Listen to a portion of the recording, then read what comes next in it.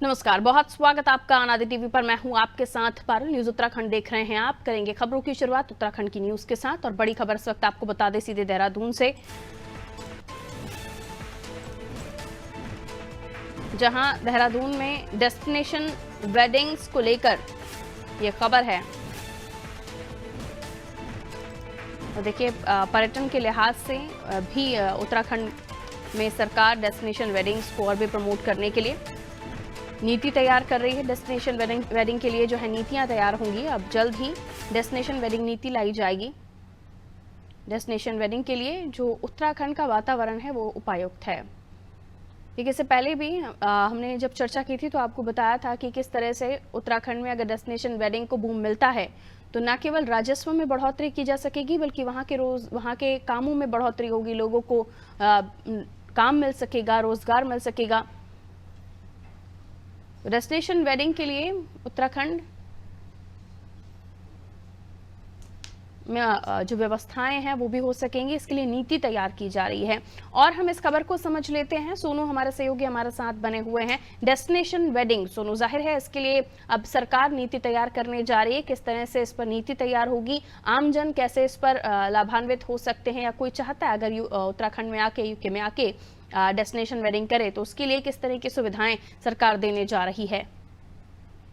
अब देखिए, सरकार ये प्रारूप तैयार कर रही है कि जो बाहरी क्षेत्रों से जो यहाँ पर विवाह समारोह करने के लिए यहाँ पहुंचेंगे तो निश्चित तौर पर जो स्थानीय स्तर के लोग हैं उनको रोजगार मिलेगा। और जब यहाँ पर उत्तराखंड में खर्च किया जाएगा तो सरकार को भी उसका कहीं ना कहीं किसी न किसी रूप में फायदा प्रत्यक्ष और अप्रत्यक्ष रूप से होगा। लिहाजा प्रधानमंत्री पहले इस बात को कह चुके हैं।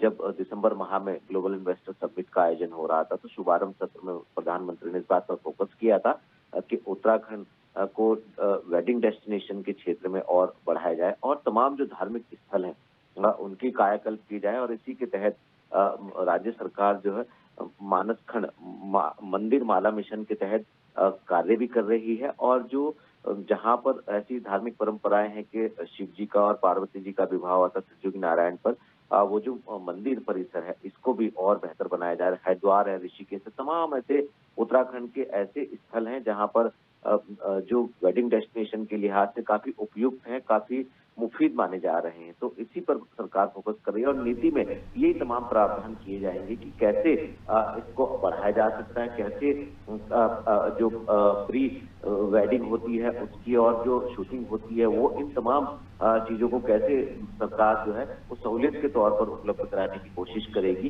कैसे आसान तरीके से लोग यहाँ पहुंच सकेंगे। तो ये तमाम ऐसे पहलू हैं जिन पहलुओं को नीति में शामिल किया जाएगा। और जब नीति आ जाएगी तो उसके तहत कहीं ना कहीं लोग उत्तराखंड की ओर आगे बढ़ेंगे, उत्तराखंड के प्रति आकर्षित होंगे। और आने वाले समय में सरकार जिस उद्देश्य को लेकर के चल रही है, हम ये उम्मीद करें सरकार के उद्देश्य निश्चित तौर पर पूरा होने जा रहा है।